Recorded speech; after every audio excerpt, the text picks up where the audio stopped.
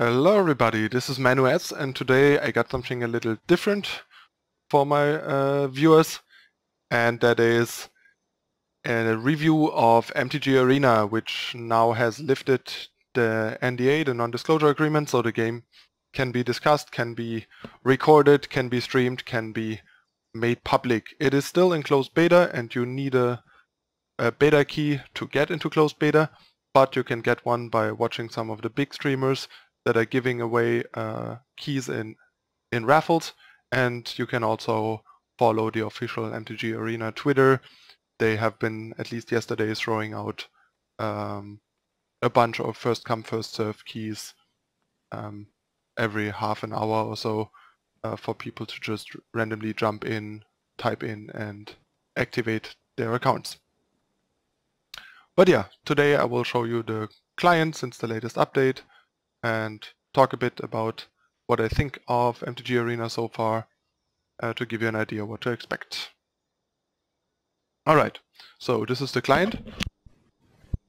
It looks pretty nice actually, like the upgrades with the last patch made the client look much more polished, much more professional, better graphics, like stuff like even small stuff like the gold coins here look pretty nice and well animated, so does the card. The card looks actually like a paper Magic card, which is pretty nice. The booster looks a bit weird and fake, but who cares about that really? And yeah, even the icons up here look kind of nice and sort of 3D and polished. The settings menu looks a bit better than before, but it still looks pretty crappy, honestly. It's like a really weird and bland and outdated type of settings menu that has a lot of empty area. So I really hope they make that look better at some point. And yeah, here you can just go play. It's hidden by the camera now, but behind that you basically have the deck selection, so I can just click the deck and then get to the deck selection screen and change to a different deck. Like, let's change to this because we need blue spells for the quest. In the beginning you get 10 pre-constructed decks, one of each color combination basically, and you get 3 packs of each of the sets. With the latest update they added the entire Amonkhet block, so you get 3 Amonkhet, 3 Hour of Devastation, 3 Ixalan and 3 Rivals of Ixalan packs. Alright, so let's select this, and you can also hear the battle music going on and stuff, but we don't need that yet. Once we close that, the battle music goes away. The ambient music is actually also really nice, gives you like kind of the feel of being in the Ixalan jungle. That is pretty well done too, I would say. Quite flavorful. Here is the deck screen we already saw. You can go to the collection. There you can check out all the stuff. That's how the collection looks. The cards are a bit... cards are decently animated, I would say. The collection still has some flaws, like you can't right-click a card in your deck to jump to the card in the binder, for example, like we're used to from Eternal, which is a pretty good feature, and I hope they implement that, given that there is so many similarities between Eternal and this. Here you have the packs screen, where you just open your packs like we know from any other game, but we currently don't have any. This is the store where you can purchase packs from all 4 sets. You can redeem gift codes and later purchase gems, but the game is still in closed beta and will probably have at least one more wipe going into open beta, so there's no microtransactions yet. Okay, so let's talk about the game itself. Let's just play a game to show you the game in-game and talk about some things there.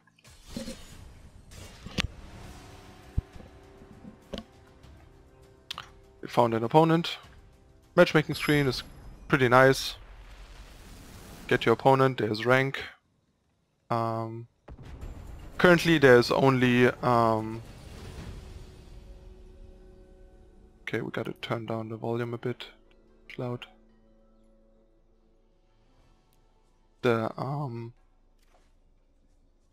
Currently there's only best of 1 constructed ranked. There will later be draft, and there will also be best of 3 best of 3 constructed ladder. There was a best of 3 constructed ladder that was closed before the last update. They removed it for now, but I'm pretty sure they will re-implement it at some point together with draft and other stuff. Okay, this hand is like okay-ish, I guess, so we keep it. And mulligan here, you see who goes first, and have some mulligan tips here. The first thing that bugs me is that the hand is sorted from left to right, with the left card being the lowest and the right card being the highest, because as you can see it conceals mana cost and stats, so you don't see if the card in your hand immediately jumps the eye if it's a creature or a non-creature card, for example. And I personally would never stack my hand like this in real life. I always stack it exactly the other way around, having the rightmost card the bottom card and the leftmost card the highest card, and ordering from like right to left with the lands in the right on the right side. But yeah, it is what it is. Not happy about it. Think it's very unintuitive, and as you can see, they even have to do this weird thing where they initially I thought this was a bug, but by now I think it's not a bug. It's meant to make up for the bad hand stacking, so you actually see the casting cost and can better just from glancing see what cards you have in your hand and what things you can do. Another thing I hate is the weird partial tapping, like the 30-degree tapping or whatever. It is horrible. I hate it in real life Magic already, and I don't know why they either don't do a tapping at all and just gray out the cards, or do a full tapping just like in tabletop Magic. I mean, they're going for the full tabletop feel with the weird angle and stuff like that, so they might as well be like consequent about it and just so here we just tap our stuff, show them a merfolk, then we submit, play it, draw a card. Wait, why can I? Oh, because in attackers I apparently can't resort my hand. And yeah, we have a bunch of hotkeys here. Control gives you full control. Shift control keeps full control, kind of like going into full Magic Online mode basically, with passing priority for everything, even though you have no response. Enter is for end turn, which is like F6 in Magic Online. Shift enter is like F4 in Magic Online. It passes your priority until the opponent does something you can respond to. End turn, enter just passes priority completely, even if you could respond to something. Z is undo, and space is just passing priority, like pressing OK in Magic Online. Okay, here we just play this. Drop the Shaman. Dive down open. Opponent has Essence Scatter, that's unfortunate. And another thing here is you can turn off auto tap, because with auto tap on, as you saw, the client taps mana for you. Which is nice, because it makes the game flow a lot better, but it can be problematic. But I personally like leaving auto tap on, simply because if you don't want things to auto tap, you can just tap the lands, like put the mana in your pool to play the card you want to play first, and then drop the card to play it. Then it will just use the mana you put in your pool rather than tap random lands, because sometimes it taps your land really poorly. Like say you have 2 islands and a forest, and you want to keep the forest open. As you saw, it automatically, like if I play a Silvergale Adept here, it might still tap the forest and the island and leaving the island open. Or the other way around. Like either way, it doesn't always leave open what makes sense. Like even with the dive down, it might just leave the forest open. Or if this was a blossoming defense, it might tap the forest and the island, stuff like that. Okay, so time to draw some cards. Or actually no. Let's just put some more merfolk out here.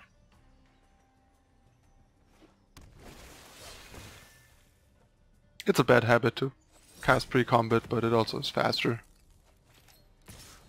Yeah, we get to attack. It's nice that you have an all attack button here are these timeouts, so when you need some extra time, you can use these. You have 3 of these per game. Not sure what happens if you don't have them anymore. I think if you don't have them anymore, you just basically time out very quickly. Let's hope he doesn't have another scatter. Seems like it does. Wow. All the essence scatters. Holy.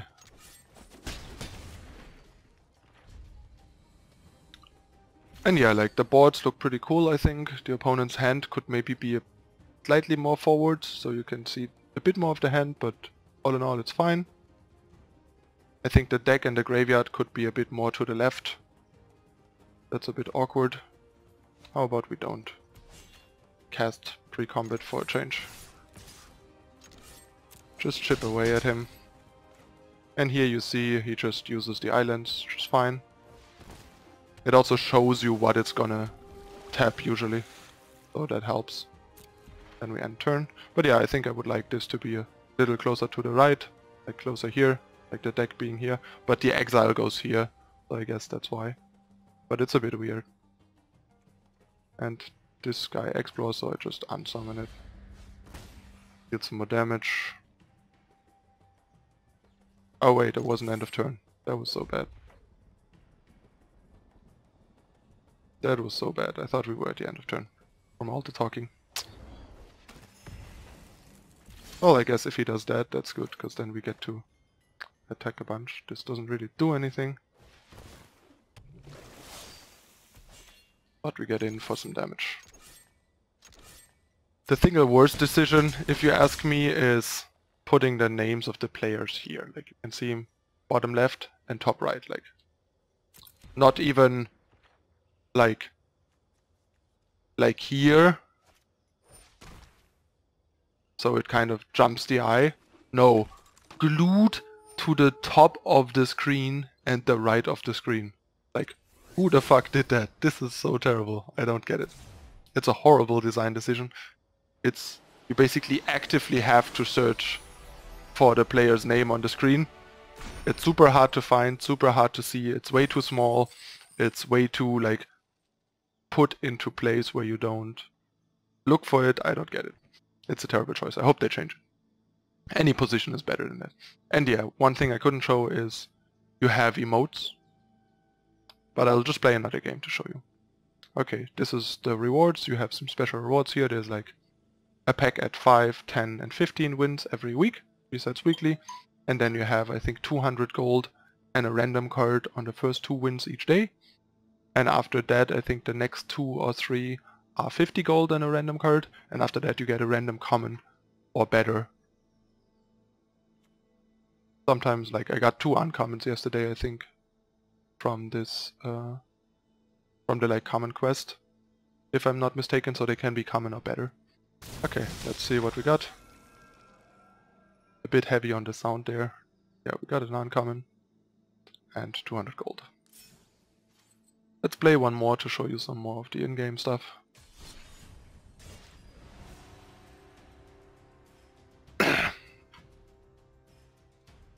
The artwork is really nice and well used for the matchmaking screen.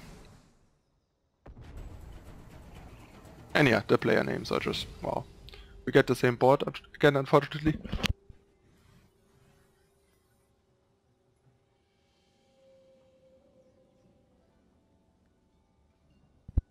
Sorry, I'm still sick. Okay.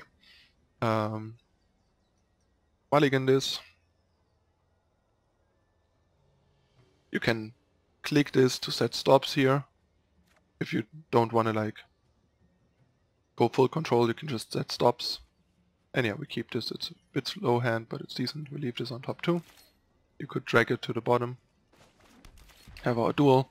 And yeah, you can set stops here. Also on the opponent's turn by clicking theirs. Here we have the command. I like the emotes. Pretty generic, but not bad. Okay, here we just play Mistcloaked Herald to tap land.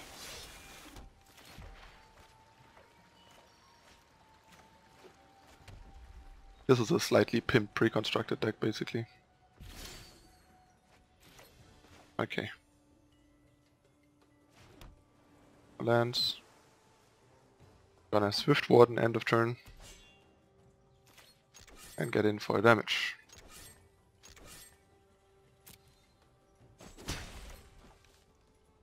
End the turn. Yeah, you see the amount of cards in library. There we go.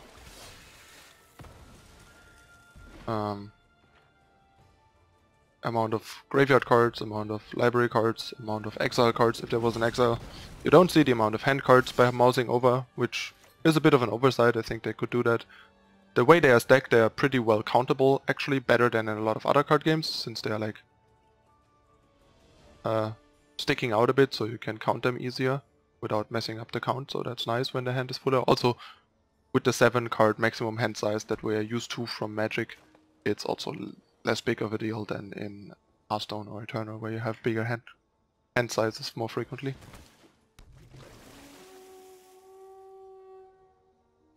Okay, big action here. The deck searching is a bit weird with the slider, but it also sorts all the possible targets in front for you, so that helps. And I think the best thing for us here is either Silvergill Adapt or just another Mistbinder.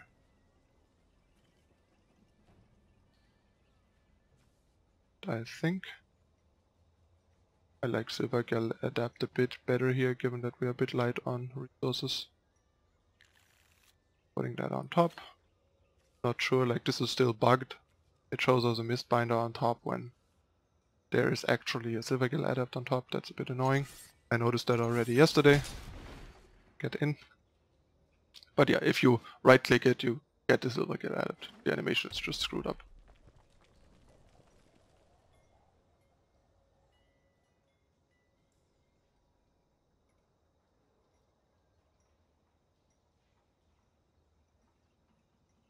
But yeah, all in all, I think the client's pretty nice. Like, it plays fairly smoothly and quickly. Plays a lot like Eternal now from the pacing, while still being full on Magic, because you can take full control, you can set stops to make to do all the things you can do in Magic. Okay, so we reveal. Tap, tap. Reveal the only Merfolk. A Mistbinder. The animations are also really cool for the more splashy cards. Like, this animation of the Lord is pretty nice. I like that, and rares have even cooler animations, like look at Hazoret, for example. Really, really cool. And also the graphics of the animation are really good too. Like Glorybringer, for example. I opened a Glorybringer yesterday. Kind of does a similar thing, coming out and like roaring all over the board and looking really, really cool, and that's only a rare. And Hazoret is a mythic even. And yeah, Hazoret can't attack or block yet, so no point in being concerned. Just get in with a bunch of damage. And we can even turn off Hazoret by unsummoning another unit, another creature, for example. So even if the opponent goes down to 1 or 0 hand cards, we can just bounce to keep Hazoret from doing anything.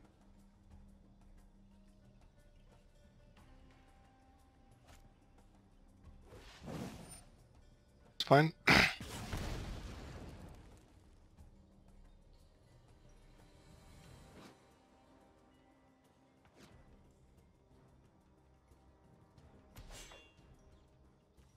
And yeah, then we just unsummon so he can't attack in case he's attempting to do so.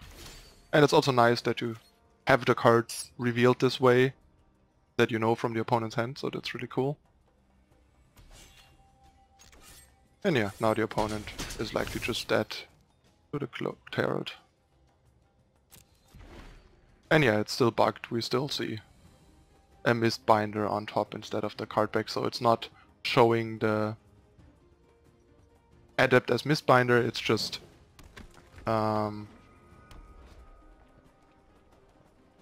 being frozen. Actually, when I right-click this fake misbinder, it still shows me adapt, so that's weird. So yeah, there's definitely a bug going on here. Okay, that's good.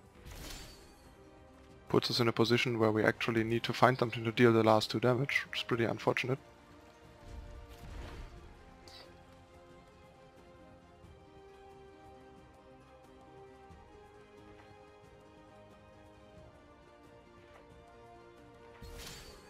Gonna be a rough time, especially if we flood like this.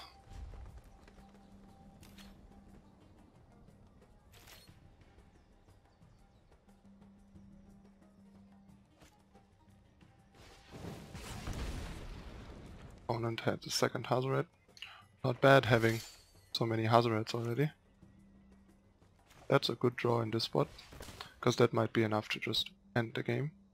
A bit risky against the removal on the Shaman in combat, but on the Mistbinder in combat, but we'll see. We'll find out next turn.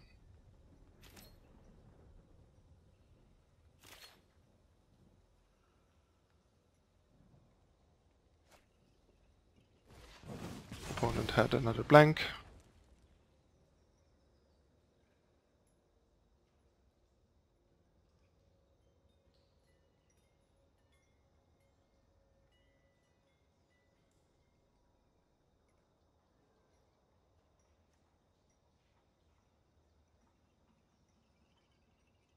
There are like nice symbols for abilities. Indestructible, haste. This means has a triggered ability.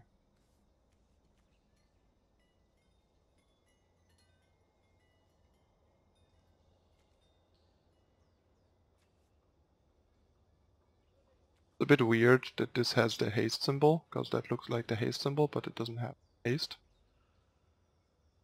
So that's a bit strange. Yeah, this is the hexproof symbol. The hexproof animation looks kinda cool. A bit subtle, could be a little less subtle maybe. And yeah, the opponent is dead. The cards in play look decent. Kind of cropping them and stuff like we're used to these days. Oh, it's actually only 200 gold for the first win, so the second win already gives 50 gold only. But yeah, the second to fifth win gives 50 gold and a random card common or better. That's the second Abrade. That's great, because my Hazoret, like my Ramuna bread in the making, wants another Abrade, so that's good stuff. And yeah, we're getting closer to this in the quest. But yeah, that's it. Another thing is, there's this vault, this chest here. All the cards that you open, that you already have a playset of, go into this vault and add some percentage to this vault. And once you have 100%, you can open it, and you get, I think, 8 or 10 random rarity wildcards. Wildcards are these things here. They look like this and have the color of the rarity. This is a common wildcard in the picture. And this is the in-game crafting system, because you can't disenchant or craft cards, but you get wildcards and you can exchange a wildcard or a card of the same rarity, like a common wildcard can be turned into a common of your choice, and so on. So that's how you build your collection. This is kind of nice in the sense that it makes you automatically work towards a full collection of all cards, rather than just pick and choosing the cards you need and dusting the stuff you don't need that much, while still being reasonably generous. It is not as generous as Eternal, but no game really is. But so far I feel like the economy is probably a bit better than Hearthstone. Like the Hearthstone economy is one of the worst economies among card games, I would say. This is probably somewhere between Hearthstone and Eternal. I think it's gonna be better than Hearthstone, with like the weekly packs and the card and gold bonuses. Like every win, I think, basically gives you a random common that has the potential to be more than a common. And yeah, we have the quests. They are roughly in the same spirit as in Hearthstone. Actually a bit worse, because most of the quests seem to be 300 gold or less, which is less than a third of a pack, while in Hearthstone you have a fair share of like most of the quests are 40 gold, then you have a bunch of 50 gold quests and 60 gold quests, so you get, on average I would say you roughly get a pack every 2 quests, while in MTG Arena you probably need 3 quests or more than 3 quests to get a pack. But we have the bonuses here, so they make up for that at least. But yeah, the quests could be better. I think the quests are too weak for relative to the pack prices. They should give you a higher percentage of a pack. And yeah, I think that's all for now. All in all, polish is pretty nice. The boards have been polished a bit too. It is promising. The gameplay and pacing is pretty nice.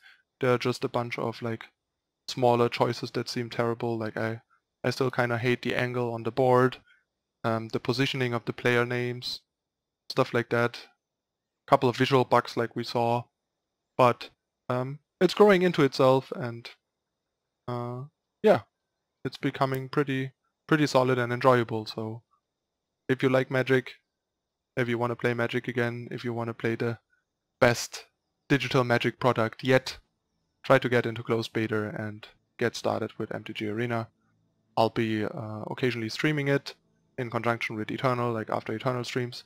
So if you want to watch me play some MTG Arena, follow me on Twitch, turn on notifications to be notified when I go live, and follow me on Facebook and Twitter.